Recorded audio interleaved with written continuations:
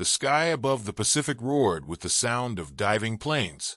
The American SBD Dauntless dive bombers, launched from the USS Enterprise, had spotted their targets, two of Japan's most formidable aircraft carriers, Kaga and Akagi. With no enemy fighters in sight to stop them, the moment of reckoning had arrived. The fate of the Battle of Midway would be decided in the next few heart-pounding minutes. The American pilots scanned the ocean below, their eyes locked on the Japanese fleet. Through the cockpit glass, they could see the massive carriers Kaga and Akagi, their decks bustling with activity. Sailors rushed to prepare aircraft for launch, unaware of the danger looming above. The dive bombers from the USS Enterprise had arrived at the perfect moment. There were no enemy fighters in sight. The skies, for now, belonged to the Americans.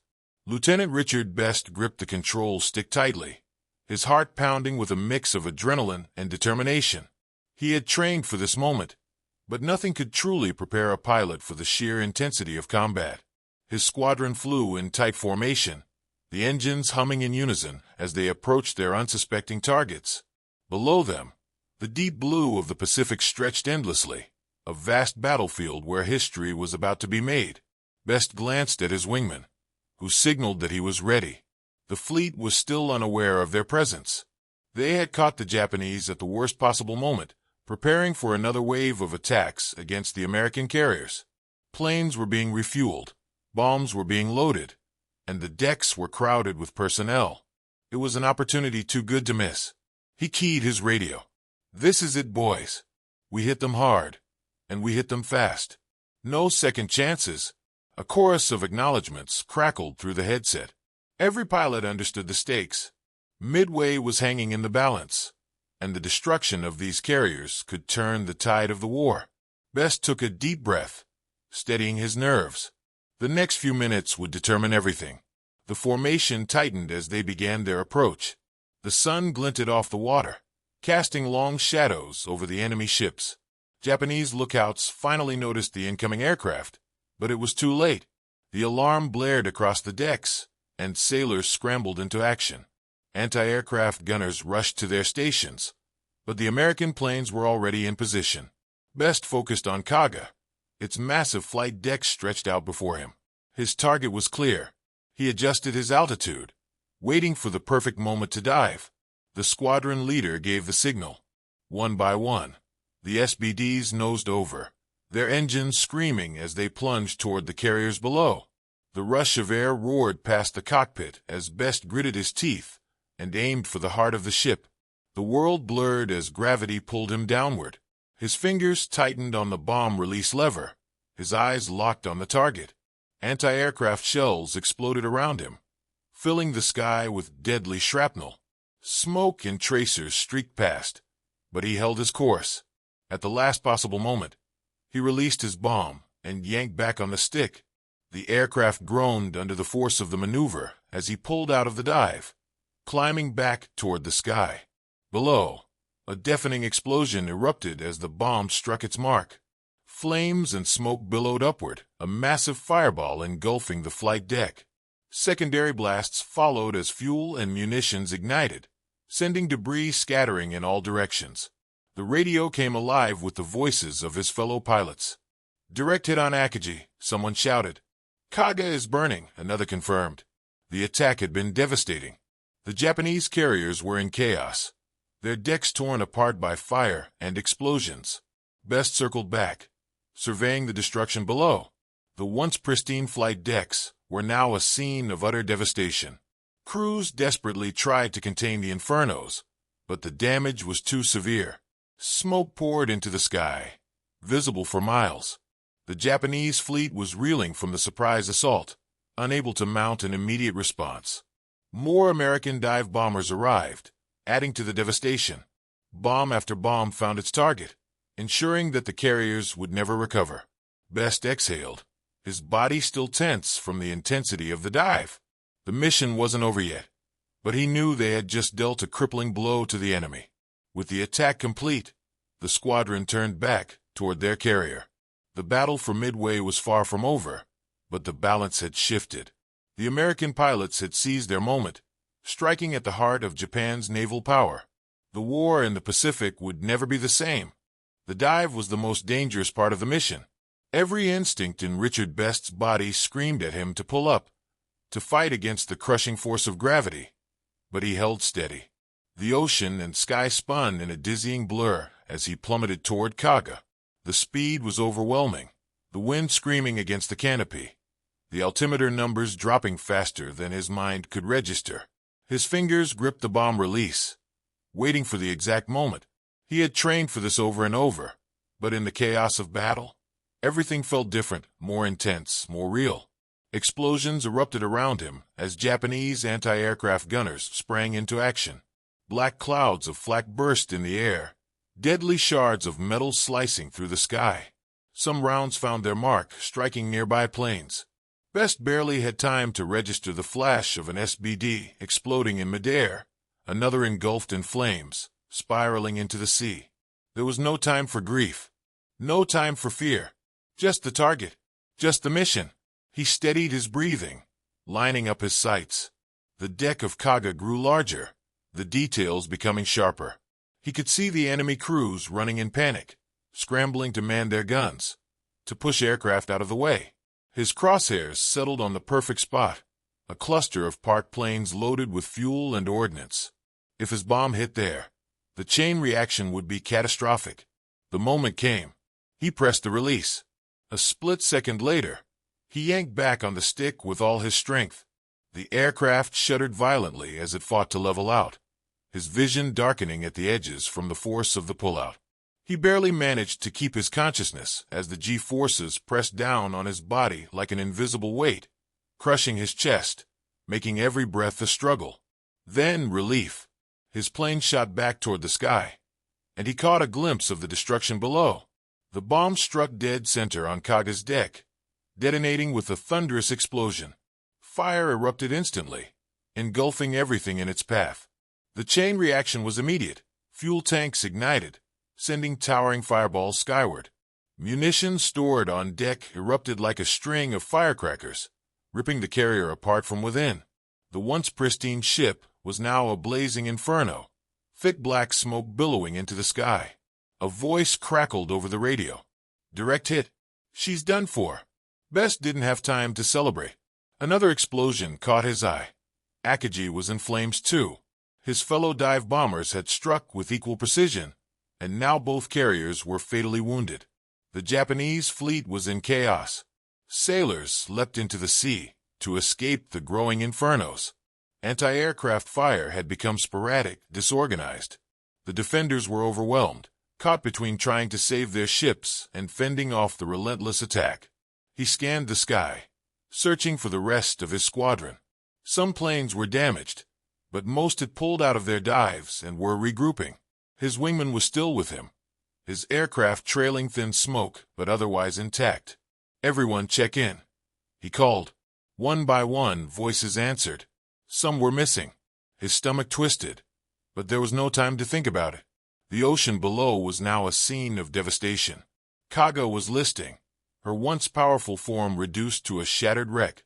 Secondary explosions continued to tear through the hull, sending debris and bodies into the water. Akagi, just as badly hit, burned uncontrollably. The Japanese fleet, so confident just moments ago, was reeling. Best knew they couldn't linger. The element of surprise was gone, and enemy reinforcements would be coming. The order came through. Return to the Enterprise. The battle wasn't over, but they had done their job. As he turned his plane toward home, he stole one last look at the wreckage below. 2 of Japan's mightiest carriers were finished, and with them, the tide of the war had shifted. Flames consumed Kaga and Akagi, their decks twisted and torn apart by the relentless barrage of American bombs. The once proud carriers, symbols of Japanese naval supremacy, were now engulfed in chaos. Thick columns of black smoke billowed into the sky, rising like funeral pyres over the vast Pacific. The heat from the infernos shimmered in the air, distorting the horizon as sailors scrambled for their lives. Richard Best watched from above, his aircraft climbing away from the devastation below. The attack had been swift, ruthless, and devastatingly effective. Even as he steadied his breathing, His hands trembled from the intensity of the dive. His squadron had done its job, but the battlefield was still alive with danger. Anti-aircraft guns continued to fire sporadically, desperate attempts to strike at the departing American planes. Down below, the scene was one of pure desperation.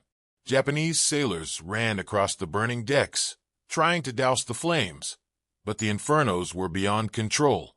Ammunition stored below ignited in a chain reaction of explosions, tearing through steel and flesh alike. The flight decks, once lined with fighters and bombers ready to launch, were now nothing but shattered remains. Fuel-fed fires spread unchecked, devouring everything in their path. Kaga suffered the worst of it. The bombs had struck with deadly precision, setting off an apocalyptic series of blasts. One after another, the detonations ripped through the carrier, sending shards of metal and bodies hurtling through the air. Smoke poured from its ruptured hull, the once mighty warship now reduced to a floating inferno. Some of the crew leaped into the ocean, their only escape from the searing heat. Others, too close to the explosions, were engulfed in flames before they could react. Akagi was no better.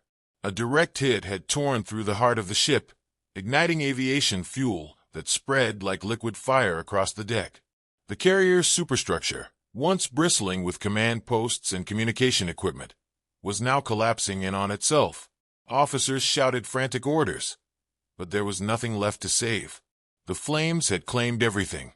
Best turned his attention to the sky, searching for the rest of his squadron. Most of his men had made it out, though a few aircraft bore the scars of battle, holes in wings, smoke trailing from engines. Some pilots were missing, their planes either lost to anti-aircraft fire or vanished into the sea. "Form up and head for home," the order crackled through his headset. One by one, the dive bombers regrouped, battered but victorious. Below them, the Japanese fleet was paralyzed, caught between the burning wreckage of their carriers and the grim reality of defeat. Destroyers circled frantically, trying to pick up survivors, but the sea was already littered with bodies and debris. The once organized formation of the Imperial Navy had been shattered. Best exhaled, the adrenaline slowly ebbing away. He had seen combat before, but nothing like this. The scale of destruction was unlike anything he had ever imagined. 2 carriers crippled, possibly sinking. Hundreds of enemy sailors dead or dying.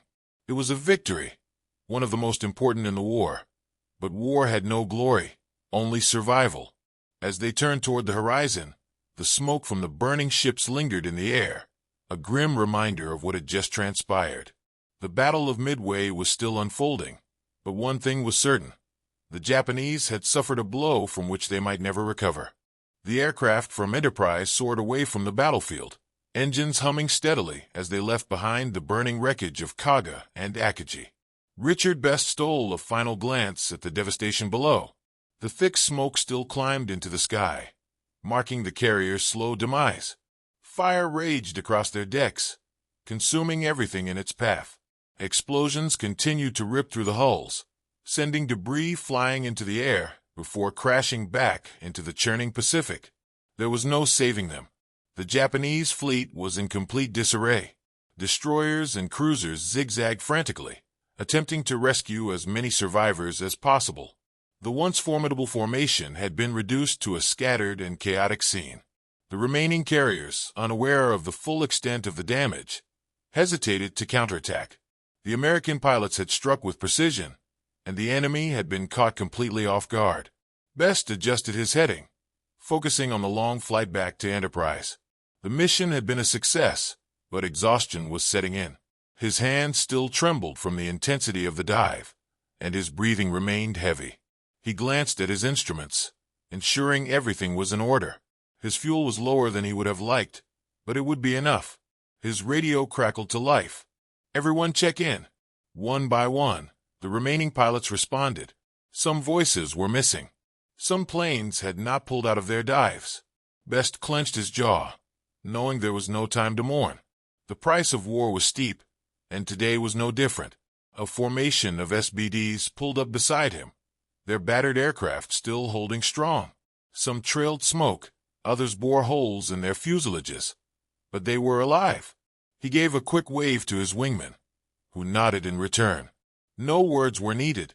They had faced death and survived. The vast ocean stretched ahead, the open sky offering a brief moment of calm. Best let himself exhale, though the tension in his chest remained. They had changed the course of the war in just a few minutes, but battles were not won in a single day. There was still much to do. As the miles passed, the radio remained mostly silent, each pilot lost in his own thoughts. The weight of what they had done, what they had seen, settled heavily upon them. The fiery wreckage of 2 enemy carriers was a testament to their success, yet it also served as a grim reminder of the brutal reality of war. After what felt like an eternity, the familiar shape of the Enterprise appeared in the distance. The aircraft carrier, steady and strong, was a welcome sight. The deck crew was already preparing for their return, ready to receive the men who had delivered a decisive blow to the enemy. Best lined up for landing, his mind shifting into focus once more. He guided his plane toward the deck, fighting against the wind as he prepared for touchdown. The hook caught the arresting cable, jolting him back into his seat as the aircraft came to a sudden stop. He let out a breath he hadn't realized he was holding.